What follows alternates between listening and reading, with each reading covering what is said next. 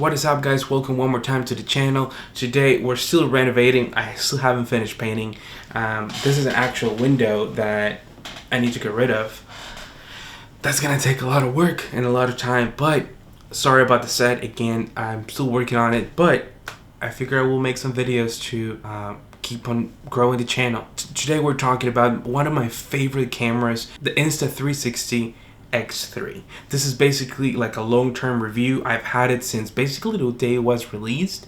I think it's over 8 months now. And as someone that has never used a 360 camera before, honestly, this has become one of my essentials in my camera bag. I take it with me everywhere I go. Sometimes I don't end up using it, but it's always in my camera bag whether I use it or not. So let's rewind a little bit. About 10 months ago, I got this Insta360 camera, and the very next day I started using it. I didn't know how to use it. I had to learn everything on my own because that's just the way it is. And honestly, this has been one of my favorite tools to have in my camera bag. It's so versatile.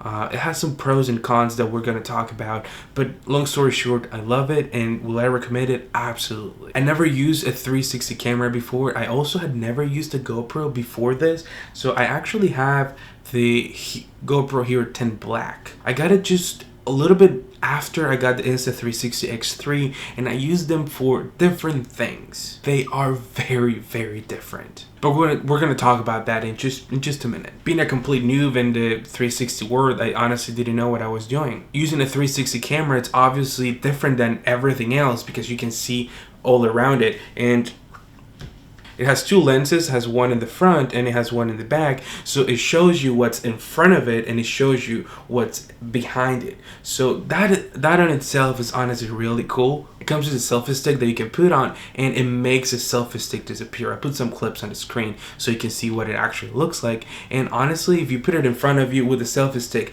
it looks like you have a drone following you, have like a camera following you, and that's honestly pretty sick. Not a lot of people can do that.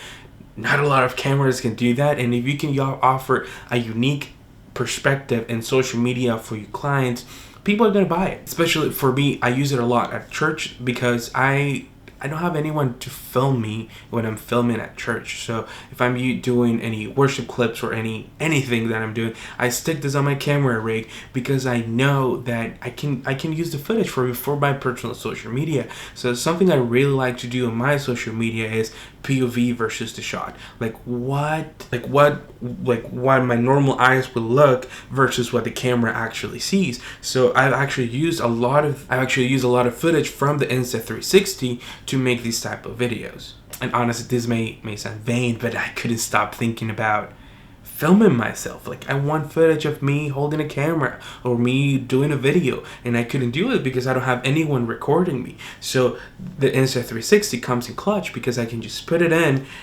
press record, and it records everything that sees from the front and the back at the same time. So if I just need to see what's behind the camera, I can reframe to see what's behind the camera, or if I want to see what's in front, I just reframe to see what's in front, to the side, above, and at the bottom.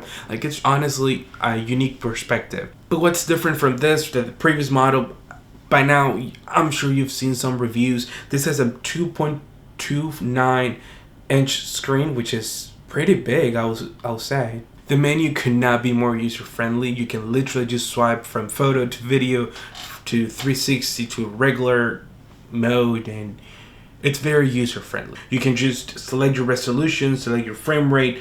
You can swipe over and get some other options like white balance, some exposure compensation stuff.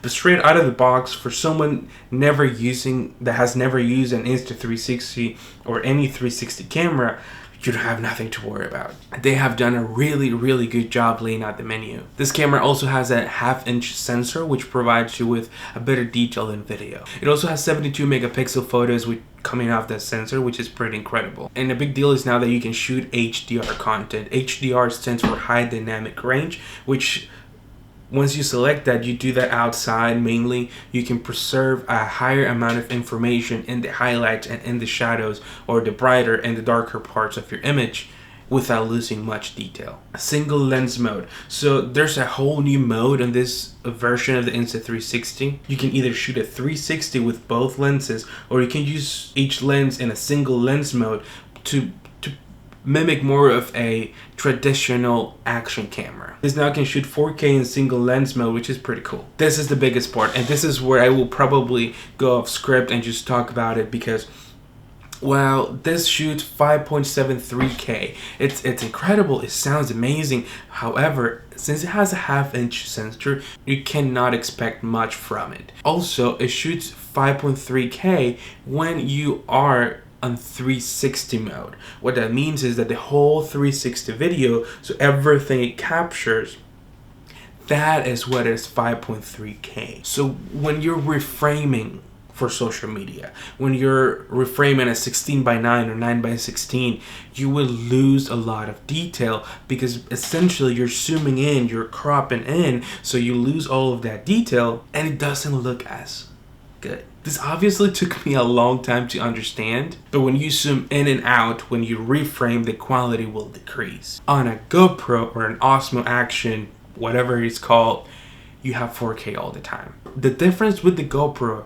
is that you have to think and reframe your shot every single time. And honestly, that's what makes this camera so different. Well, some people pass the GoPro and they could color grade it so good that it looks like it was shot on a professional camera. You cannot do that with the Insta360. Like, you can have impossible shots with the Insta360. They have this hashtag no draw no problem, and yeah, because in a lot of in any national park, you cannot use a drone. So you have this 30-foot selfie stick that you can lift it up all the way 30 feet high, plus your height, and you're holding it up, and you can get really cool shots. The difference is that when you reframe, you lose a lot of the quality, and it doesn't look great. That is true. It doesn't look great. It's not the biggest quality. It looks very grainy. All the shadows are not, lose all the information, whereas with the GoPro you keep all of that 1/2-inch sensor image quality all the time, because you don't have to reframe. And if you crop in, it's not as if you were cropping in that much as if you were on an Insta360. The difference is, and this is the biggest thing for me, like you don't have the ability to reframe with the GoPro. Yeah, you can crop in, but then you have to think of your frames every time. Like, yes, it has a screen, but it's so tiny, and then if I want to connect it to my phone, I don't have time to think about that when I'm on the go. When I am running and gunning, when I'm on set, I don't want to have to think about a BTS. There are definitely things that are far more important. But you put this on your rig, turn it on, and start recording, and honestly, if it's for social media, it's not that I don't care, but I just want the shot. I just want the ability to, like, the way I see my social media and the way I see this YouTube channel is that I'm sharing this with my friends. I'm sharing this with people that have asked me questions, and sometimes I don't have enough time to respond to every single one of them. And this video can be a solution, or many of my other videos can be a solution to your questions, like what are frame rates, what camera should I buy, what lens should I buy, should I get the Insta360 X3 now, or should I wait for the next one? They're always gonna come up with something better. Like, they're here to make money. So if you're just waiting to buy a new camera, it's like the same thing with the phones. There's always going to be a new phone. There's always going to be a new iPhone with a better camera, better water resistant, I don't know, a better port, whatever it is. There's always going to be something that is significantly better or slightly better than what you have. So if you need it, buy it. If you don't need it and you feel like you can wait. But with the Insta360, you don't always have to shoot on 360 video. You can also select me mode, which is basically turns this into a GoPro. It spits you out an MP4 file, deletes the selfie stick. So it's basically like the camera is doing the work for you. And if you were to go and post, but I will think that I will still prefer a 360 video rather than just an MP4 file that I can't modify to my liking later. Like, let's say you have to post something on social media really quick that you just put this on, turn it on, you can record, do whatever it is you need to do, transfer it to your phone through their app, and you're good to go. Like, it's that easy. You can reframe if you want to, or you put in single lens mode and you don't have to reframe. And the screen The screen is so big and it's so convenient. Like, nothing's gonna compare to your phone. Let's just be honest. Like, there's always gonna be a better screen, a better way to see your files. But if you're on the go, like on real life, not just YouTube, like real life trying to shoot things, this screen comes in clutch. I hate the GoPro screen. Like, it's just so annoying. It's just a personal thing, I guess, but this screen is a lot easier to handle. The last thing is that Insta360 has a lot of great accessories for this. I use this camera a lot as a POV camera. I attached it to like a necklace they have, the big selfie stick. They have something that's called bullet time, where you can mount this to your car, you can mount this to your backpack, to your chest. They have underwater housing, they have selfie stick to go in water, they have everything, literally everything. And just the variety of accessories that they have make shooting with this camera so much fun.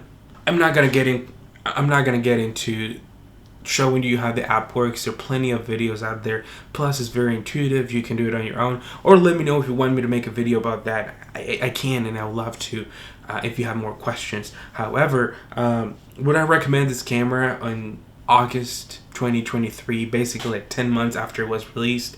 Yes, 100%. It's fun. It's not something that you are going to present to a client for a big shoot as their video that you're putting together for them, but you can use this as a BTS camera. You can use this for fun. I like to just have fun with it. It has their app, the Insta360 app, has a lot of AI reframing tools that you can just put it on, and it gives you a template and analyzes your footage, and it gives you a whole video basically without you having to do anything at all. So do I use it every day? No. Will I recommend it? Yes, because it's just so much fun to have to use. So let me know if you have any questions. If you're interested in this camera, the link is down below. You can buy it or not. We get some kick from that if you buy the camera through a link without extra cost to you. If you can do that, that'll be great. If not, liking this video means a lot. Subscribing to my channel means a lot. Thanks for watching. See you in the next one.